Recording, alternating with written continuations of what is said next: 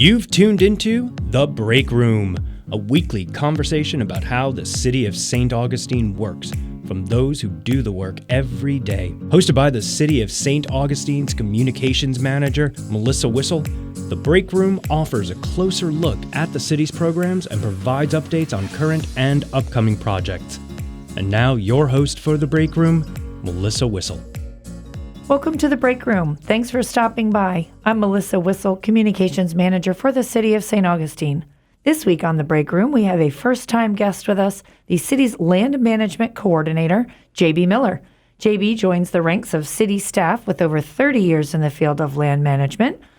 J.B., you're a biologist by trade. I believe you've also spent some time working for state parks, as well as the St. Johns River Water Management District. You are bringing a wealth of experience and knowledge to Team St. Augustine, and I can't think of a better place for you here than as the person in charge of our next steps for Fish Island. JB, welcome to the team and welcome to The Break Room. Thanks very much, Melissa. So we're going to talk Fish Island today. 59 acres. The Fish Island land acquisition was a major land preservation victory for our community. We had lots of organizations and individuals advocating to save this piece of land. It falls in line with our resilience and sustainability initiatives. So much for us to talk about. Let's get started. Take it away, JB. All right. Well, probably most of the listeners might even know more about the history of Fish Island than I do, because I came to work for the city specifically to work on this project. I had just retired from the Water Management District year before last. Okay. And I was working for this county for a while, helping them with some of their issues with management plans and things like that as a contractor. And then I called when I knew this was happening, and I talked to the then resiliency coordinator, Mike Cullum, who retired earlier this year. And I said, "Do you need help?" And he said, "Oh, yeah, we do. Right. We need help in this process, understanding things, because the city doesn't have any kind of a large natural area, and it's all of a sudden have 59 acres, right? And it's state owned, but it wasn't, of course, at the time. At the time, right? Because it started back in 2001 when that piece of property was actually identified as being a potential acquisition by what's called the Northeast Florida Blueway Florida Forever Project, which is a mouthful, right? And so it went through some different iterations, and then the good news was it was standing there on this list as a potential acquisition, and the interest was there, 2.5 years ago to start possible acquisition. It was a piece of property that was fully ready for development. It had been permitted for, I don't remember the number of units. It's quite housing. Housing. Well, housing / multi-use right. dwelling and all that kind of stuff. I don't remember the exact numbers. And people were very upset. Sure. And next thing you know, all this whole process happens, and people got involved, local folks, and from all over the place. And there was a petition signed that was almost 5,000 signatures. I think I was talking to one of the folks from the Department of Environmental Protection, which I'll just call DEP from now on. And they had heard from the local legislators that they were pretty nicely overwhelmed by people calling, sending emails, please, please, please make this happen. Very passionate to save this piece of land. There's so little land resource here locally. We got to save it. You drive over the bridge, the 312 bridge, and you're heading east, and what's the first thing you see? Well, now you see development on the left side, Antigua, and you see Fish Island on the right side. So it is a big visual. And I think Antigua really is, fortunately or unfortunately, what got people's attention at some point. Went, whoa. That could happen over here. Sure, that could happen over on this side. So that all happened. There was a process. There was a Save Fish Island group that put themselves together that really, really, really pushed. And so when I came into this, I was pretty darn impressed by all these people that were like, we got to make this happen. We got to make this happen. We got to make this happen. And with that kind of momentum, whatever you want to call it, it was pretty impressive.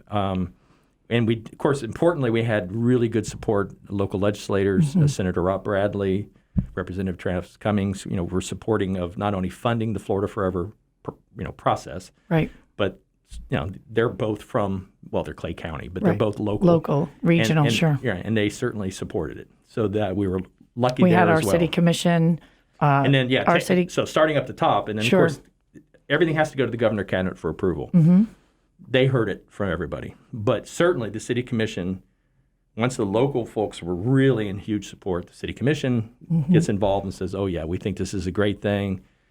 And of course, one of the first things is, okay, it can be purchased by the state, but who's going to manage it? And that's the city stepped up and said, right? We will manage it. Great. And even though they don't have a parks department per se. We'll save it, we'll figure it out, and we'll go through the process. Yeah. Right. And so that's pretty much what happened. And so on November of 2019, it officially became a state-owned piece of property. Wonderful. And that was, I think, the relief was huge sigh of relief in the community that this was not going to go to commercial development of some kind. And once we, the city, got word of this this great achievement, we got a little giddy about it. We were, what were we going to do? Let's have an opening day. Let's invite the community. It was kind of like this fixer-upper that, invite all your friends over to see this great piece of property that we've just acquired. But we had to slow down a little. There are some rules, regulations, some hurdles we have to get over. And it started, though, one of our great community days was that cleanup we had in January. Yeah, let's back up a little bit. So, Sure. when it's a piece of property is going to be acquired by the state of Florida, they do what's called an environmental site assessment. They hire a company to come in, besides surveys and all the other different things that have to be done. And it was identified that there was a lot of trash on that piece of property. And so before it could be acquired, it had to be cleaned up to some very reasonable level. Okay. And so the city partnered with the now seller to hire a contractor, split the cost. And so a commercial contractor came in and cleaned up all the big stuff. And there was a lot of big stuff. Right.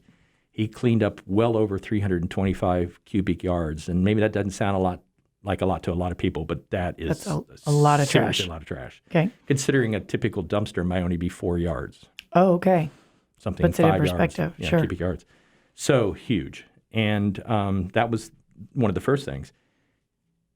One of the things that we thought, and people were just coming out of the woodwork, can we help? Can we help? Can we help? Can we help? And we were like, absolutely. So after it had closed, we told the state that we would go ahead and do a further cleanup. And again, the property is owned by the state now. It's not owned. The city doesn't have permission yet to manage it. That's a lease process. Or get on it, for that matter. Or get on it. So they gave us permission, of course, to get on it. And we did a cleanup day, which was pretty exciting. Very impressive. 250, I believe, people was what we estimated. It was on January 11th, 2020. They took, we don't know exactly, but probably 30, 35 yards of material out, all by hand. We had city commissioners there. It was just an amazing turnout. And it was a partnership with the Save Fish Island Group. Matanzas Riverkeeper helped us coordinate that and got the volunteers together. St. Johns County Audubon, the Keepers of the Coast, which is a local not-for-profit group. So yeah, we had meetings as soon as I came on. Mike Cullum and I, again, at the time the resiliency coordinator, we sat down with these groups and said, what do we need to do? Where are we going? What would you like to see as people who really helped support this acquisition? And they're an amazing group of people. And they pretty much put together everything for us. They did Jen Lomberg, who's the Matanzas Riverkeeper, definitely was the kind of point person on this. And they already have these groups of people that are members, whatever you want to call it, that are happy to get out and do cleanup. And it's not fun cleaning up people's trash. I mean, let's face it. And we had those hand clippers and 5-gallon drums. We had trash cans. It was everything. People brought their little sleds that they could put trash in. The bigger stuff was pulled out, and then the police department was there. We had multiple officers. We had fire department had multiple people out there because there are things out there that could have hurt people. Sure. Obviously. So I think we had 2 EMTs, I believe. And it was just amazing. The city paid for the disposal of everything. They had all the waste disposal stuff out there. They got out there ahead of time. That was definitely kudos to them for all that. It couldn't have gone better. And I love seeing 250 people smiling, picking up trash. Right. That seems like almost, right. somewhat counterintuitive. And it's a beautiful piece of property. It's a beautiful piece of property. Before we continue, I want to just take a quick minute to let folks know you are listening to The Break Room. I'm Melissa Whistle, Communications Manager for the City of St. Augustine. And this week we have the pleasure of speaking with J.B. Miller, the city's land management coordinator, who has recently come on board to lead us in all things Fish Island. If you're just now tuning in to this part of our interview, check us out on the website at citystainauguradio.com. You can listen to this entire broadcast. And of course, anything about Fish Island we do have on our website, www.citystainaug.com/Fish Island. And JB, talking about the website, we've now found ourselves just waiting for some details on the lease agreement. Mm-hmm. Thank you. And just in our few minutes that we have remaining, let's talk about, there's a plan, there's a group, and then the website. Okay. Well, the website is up and running. It's been up, it'll be 2 weeks this Friday. Mm-hmm. It's pretty exciting. We've had 482 this morning when I checked respondents to the questionnaire that's on there, which is really important for people. The questionnaire that we put up there, it's a SurveyMonkey questionnaire for those that are familiar. Those are really interesting questionnaires, and they also help you put together a really nice summary of people's comments. And we kind of wanted to, we can't have a public meeting yet. It's just not safe. And right. We know that if we have a public meeting or public workshop, whatever you want to call it, we're going to have a lot of people. And sure. If you have 250 people showing up for cleanup, you're going to have a lot of people coming out to our meeting. And how are you going to do that? Can't do that effectively. Not safely. Can't really do a Zoom meeting for that either. Can't do a Zoom meeting. So this portion of the website, particularly the questionnaire, kind of acts as, for lack of a better term, a proxy for almost like a first meeting. And so one of the questions on the Fish, and I encourage everybody to please fill this questionnaire out. Mm-hmm. And again, the website address is citystainaug.com/Fish Island. There you go. It's easy as can be. Mm-hmm. A bunch of pages that you'll see that you can look at with information, and then the questionnaires all over the place where you can just click on it and take the question. And it's only 4 questions, and the first question is, what kind of recreational activities would you like to see out there? The second question is, what kind of recreational amenities? Third is ideas for possible name, because it has to go through a naming process with the city and with state approval, of course. And the last one is, do you want to sign up for, please send us your email so we can put you on a giant email list. So when anything happens, we can send out, and also the news and notes that the city puts out. Right. So it serves multiple purposes. But the website has a fair amount of information on it, so a little bit of everything. And one of the things it talks about is the management plan process. Mm-hmm. But I think before I actually get into that, it's the lease. We're waiting for the lease. We'll have the lease within a few weeks, we hope, should. And then that allows us to do some level of things. And one of the first things we're going to do is put in a small parking area. Okay. And it will be kind of a phase 1 parking area, maybe a little bit bigger parking area. And when I say parking area, I mean we're talking phase 1 might be 4 or 5 cars. The final one might only be 10 or 12 cars. We're not talking 25 spots. No, very small parking area. And that will be hopefully put in as soon as we get the lease. Then we'll the design is being done right now in-house, and a very simple design because we're hoping it's not even paved. You have to you have to pave an ADA site, but other than that. Right. And so that'll be pretty simple. It'll get in there. And now, once we have the lease, then actually the public can go out there. Excellent. Legally. Legal. Right, because now it's not legal to go out there, right? And so once that happened, I'm working on the management plan now. Once the lease is executed, we have 10 months to actually get the get the management plan completed and submitted to the state of Florida. Since it's state-owned, this is a management plan that will look a lot like a state park or a state forest or a wildlife management area type management plan. It actually is a pretty meaty type plan with a lot of information. Actually does 10 years worth of planning, budgeting for 10 years. It's a lot of detail. So that'll be I'm working on that now. We'll take information from what we get off the website and any kind of comments people provide. Then when we have an actual public meeting, public workshop, whatever we want to call it, hopefully in a few months, then by then we'll have something a little bit more concrete for people to look at and make comments on. And that we might do that meeting where there's, we might spread it out and do 2 or 3 smaller meetings just to make it safer. I don't know. We'll figure out that at the time. But the other thing is you have to put together is a management advisory group, and that's required by statute. And it's all the different state agencies, local groups, and on the website there is a list of people that we're going to be inviting, although we haven't invited individual folks yet. Organizations, basically, that represent. It is. Yeah, right. Private landowner. It's the list is it's suggested by. I guess it's stronger than suggested. It's in the statute. It's in the statute. So JB, go ahead. Here's what we're going to have to do.